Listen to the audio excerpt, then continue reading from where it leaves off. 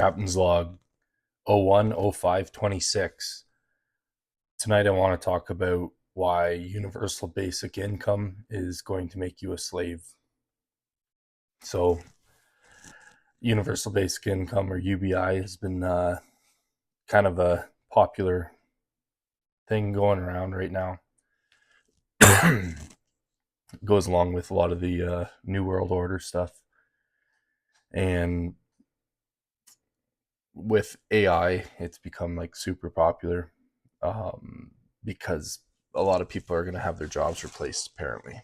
So they need to have some sort of income for that. And that may be true, but at the same time, I'm going to show you a reason why that's kind of BS, and why the solution is actually something a lot simpler.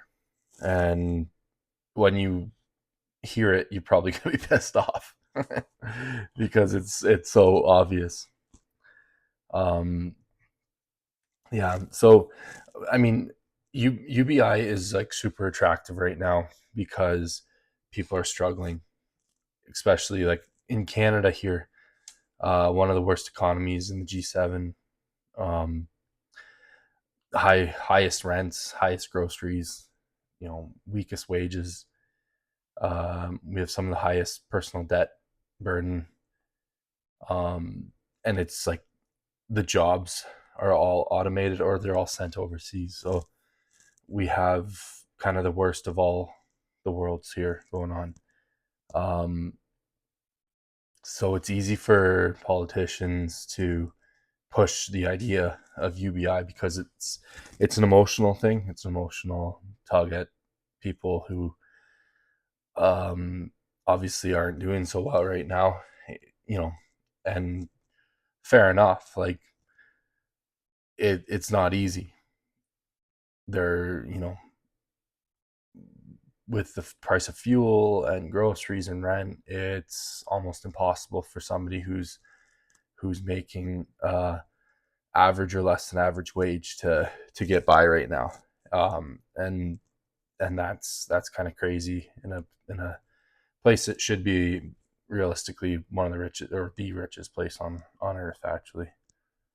Um, and I mean, they've had trials for UBI, and they say they show benefits, with the financial stability and food security and all these things. Um, and apparently, according to their research, it doesn't necessarily destroy like work incentives or work ethic. Um, take that with a grain of salt. I have no idea like who did the research or how they came up with that, but that's what they say. That's from Business Insider, actually. But like the key issue with that, um, a monthly check doesn't automatically create competence. So you you can inflate the money all you want. You can hand out money all you want, but you're not creating skill. You're not creating um, a surplus. You're not creating goods and services. Like there's nothing there. You're just creating currency. So you're just giving more people more money for the same amount of goods and services. That doesn't really help. Um, handing somebody a check every month, it doesn't teach. Um, it doesn't teach a man how to budget. It doesn't teach him how compound interest works. It doesn't teach him how to build a skill. It doesn't teach him how to invest. It doesn't teach him how to produce value. Maybe it'll help you survive, but like, what does that even look like? Are you at that point? Are you even free if you're reliant on a government check, or do they own your ass? So, those are the things you have to think of, especially as a young guy coming coming up. These are going to be hard times. Like, there's going to be decisions that you have to make that it's going to seem like the only option, or it's going to seem like a golden ticket. Hey, I don't have to slave away. I don't have to work. I don't have this and that. I just get a check. But that's, you have to think past that. Okay, what does that even mean, right? Like, if everybody's getting a check, or if all the low income people are getting a check, um, are we producing anymore? Are we all going to be fighting for the same amount of resources still? What is it actually make a difference? Probably not, right? Um, so this solution has been something I kind of known since probably early in my career, um, early in my trades career. And I don't know if it's because I was in the trades that I saw this, or if it was another reason, but this has seemed pretty obvious to me. And obvious because the fact that I didn't have this kind of education. So what I'm talking about and what I'm going to explain is the idea of children coming up through school and being taught financial literacy, investing, and budgeting and all that. So I didn't have any of that. I went through university courses. I didn't do business, and I didn't have that interaction that you would get post-secondary school in university with other people who have different levels of financial literacy. So I went straight into making money. Cool. Didn't know what to do with it. Um, I I did buy a house early. I did all these things early, and life happens. So you can't change that. But there's other things that I could have done and diversified, and there's other things I could have had I known. And in general, the people that I saw, young guys coming up, they could have had more as well. They could have been a lot more stable in their life had they known some financial literacy and these other things. So there's no reason that you go through public school and high school, all through even elementary school, like all through schooling, and not be taught how to, open a basic checking account, not be taught what to use a savings account for, not be taught investing, or your RRSPs, or in the States, I think it's your Roth IRA accounts, whatever you have in the States, right? Or wherever you're listening from. You should have a basic understanding of what an index fund is, what a dividend is, the risks of debt, inflation, taxes, budgeting, all those things, especially taxes, because if you don't know anything about taxes, all of a sudden you start doing something on your own, and that's how they get you, right? And there's so much to it, like a basic understanding of how to start a small business and how to run the finances on that. I learned that the hard way, obviously, like not knowing. I jump into it, and there's, I'm trying to keep track of everything. And eventually I have had to hire a bookkeeper because, it's something that I'm not competent at. And, I'm sure it costed me in the end with that. I know it did because I had to pay taxes. So it's, yeah, there's so much to learn. Like how compound interest works. Like if you had a kid start in high school in grade 9, open an investing account, maybe they can't take the money out till after high school, and teach them how it works, and teach them how to put money into it, teach them how all this stuff works.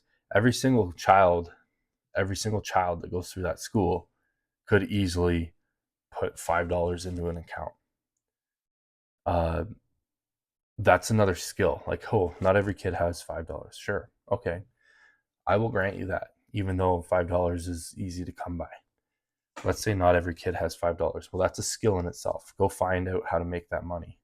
Go find out how to ask, beg, borrow, whatever. Figure out how to make money. That's one of the biggest skills that you'll ever learn.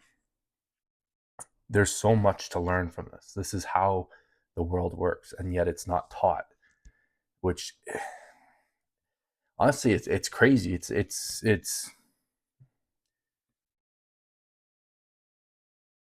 It's almost as if it's on purpose, right? So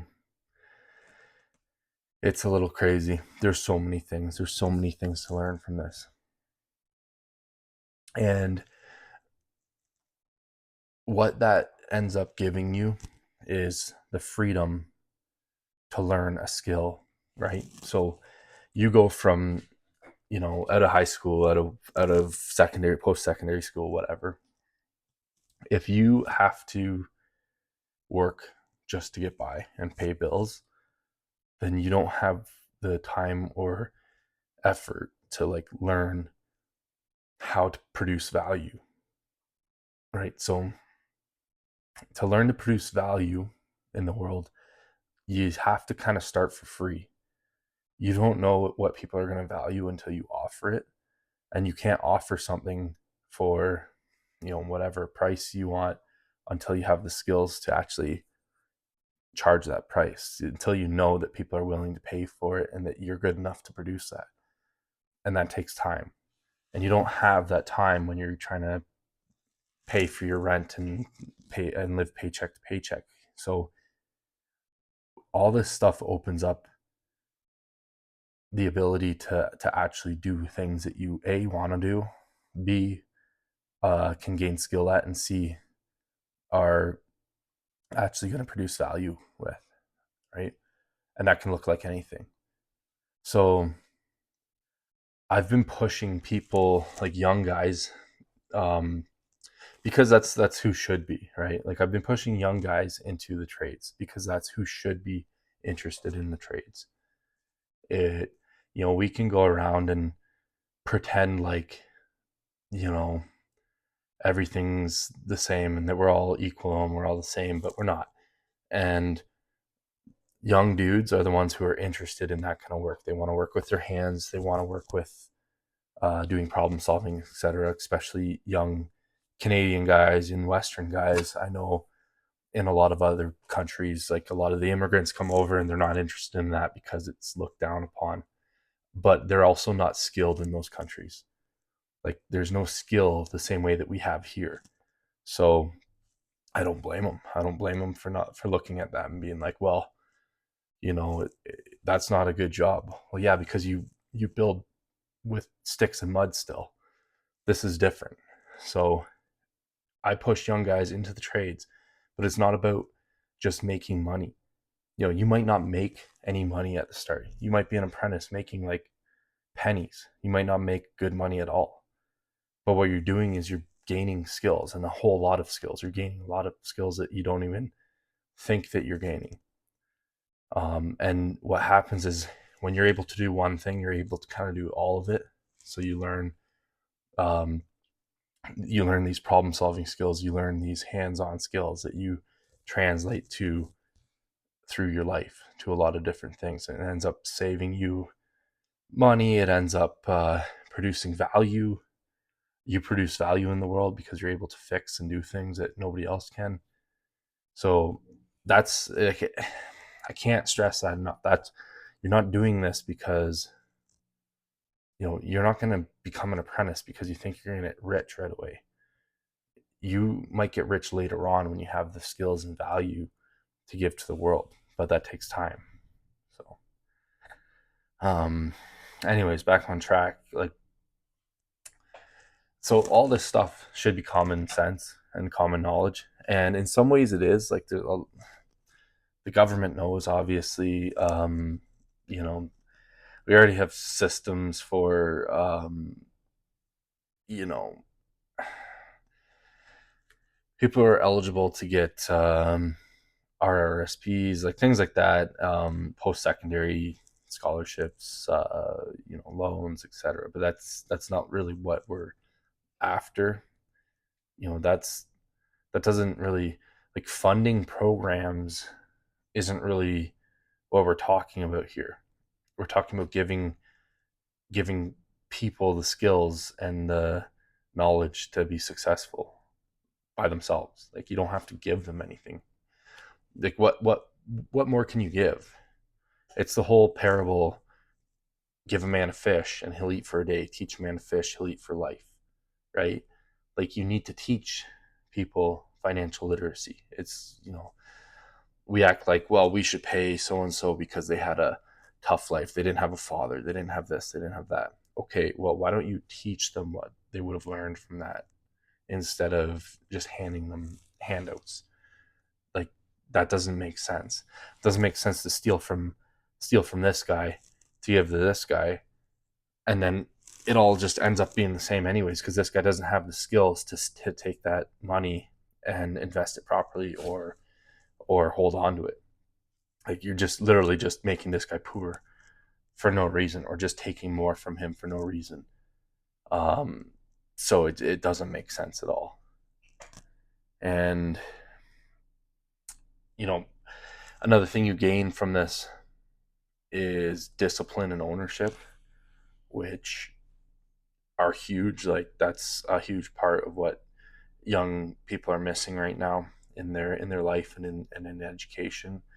Everybody's owed something, and they're a victim, and this and that, but nobody's taught discipline and ownership, and be like, hey, I'm the boss in my life, so whatever happens is my fault, and I need to figure it out. And if you teach that, and you teach all these other things, that's how you produce a successful population, and the whole society grows. So, you know the only thing is, when you look at it from an authoritarian point of view, a society of financially illiterate people is easy to control. If people live paycheck to paycheck, they're afraid. Um, if they don't understand inflation, they're robbed easy, right? Like, inflation's the biggest tax that you pay. If they don't own assets, they're at the mercy of wages. So whatever they're paid, whether it's the government or their employee, that's that's the money coming in. Um, yeah, and banks take advantage of this as well. If you don't understand debt and compound interest, you're at the mercy of the bank as well. And I think most of us learn that the hard way. But, if you teach people to own assets, if you teach people to build skills and value, then they're hard to control. It doesn't mean that the, the thing is, a society that's intelligent and literate and wealthy individually has freedom, but they tend to want everybody to come up with them. They don't want to see people who are having a hard time. They don't want to see garbage in the streets. They don't want to see homeless people. There's all these things. And so, as a collective, you end up helping people out more. And it seems superfluous, and you know it,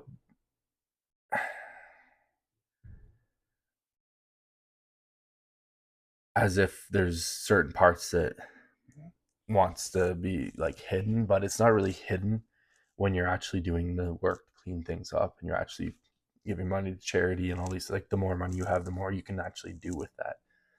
And that's something that people kind of have a hard time understanding.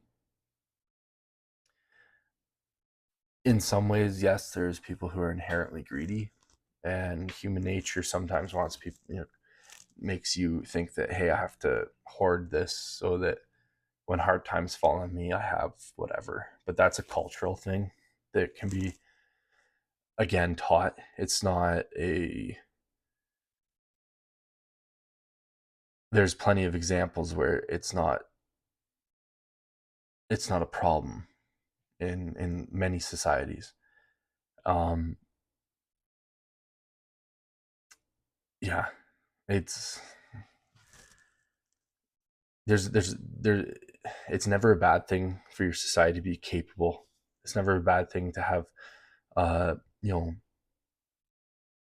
more skill, more skilled builders, more stronger families, stronger communities, bigger families, bigger communities, stronger societies and self-sufficient societies.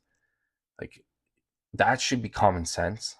And somehow we've let these people brainwash us into thinking it's the opposite, and that big daddy government has to take care of us, because like as if they do anything.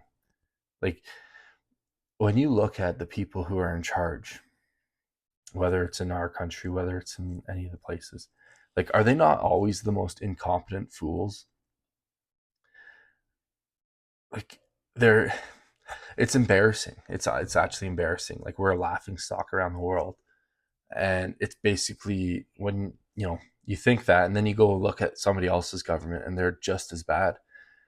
And it's like, how do these people function? And yet they're the ones who steal all the money from you. They're the ones who tell you what to do. And that's kind of crazy. And then you have people who are actually like hardworking and actually produce things, end up becoming successful business owners. They don't have an interest in the government because they actually want to work. They're actually competent. Like there's a lot of reasons that people go in the government. 90% of the time, it's because they're lazy. And now that's going to change because people want to see change. So hopefully we see more people pushing to get into these government positions because they actually want to serve the people, which is the point. But I don't like, it takes a lot for people to finally get fed up and be like, hey, okay, it's time for me to actually do something about this. Um, Now, when I'm supreme overlord of Canada, things will change. Like there's gonna be there's gonna be financial literacy taught. I don't I don't have a problem with working hard. So whenever you want to put me in charge, I'm ready. But it's like these things are common sense when you think about it. Like work, when you're working and you're learning to work, you should be learning about value, about producing value, about skills. You shouldn't be stressed about having to, oh, I absolutely have to put X amount of hours in, or I'm not going to make my rent payment. I absolutely have to whatever, or I'm not going to be able to eat, or I'm so stressed out I can't even function, or I feel sick every time I have to get up to go to work. Like that's crazy. That should never happen. You know, you should you have low hanging jobs, which are stepping stones. It used to be that as a teenager or a child, you would do those jobs to learn how to function at work, like how to actually go to work and do things. And they were stepping stone jobs. And it used to be like, you know, I worked my whole life as a kid. And there's plenty of kids who worked even more than I did. Uh, and there's all kinds of things to do, picking stones in the field, helping do whatever. There's like every job that you can think of that's a labor job, that's whatever, used to have kids doing it. And you learned so much from it. And half the time you're out having fun anyways. And that all taught you like important lessons. It taught you, how to show up on time, how to take instructions, solving problems, dealing with customers, working, with other employees, working with your employer, um, learning how to handle money, learning how to put money in your bank account. Like there's so many things. Those are lessons that you teach kids. These shouldn't be jobs for, 40-year-old whoever coming from wherever. Uh, if people can't handle regular jobs as adults, there's an issue in your society, right? Like, you shouldn't have all of Tim Hortons as middle-aged whoever from wherever. That's crazy. That's crazy. This should be mostly teenagers learning how to work, because what are they going to do when they get to actually, in their 20s, when they actually have to take a real job? It's And retirees, et cetera, et cetera. There's lots of different people doing these jobs, but the majority should be people learning how to work. And instead of like working all this stuff because you're broke, you work because you're becoming useful. You work because you're becoming skilled. You're becoming disciplined. You're becoming, financially literate and stronger. Like, that's totally different than what we're doing right now.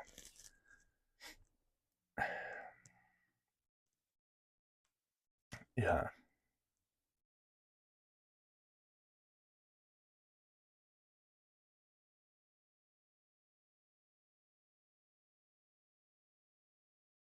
the government's never going to do this until I'm in charge.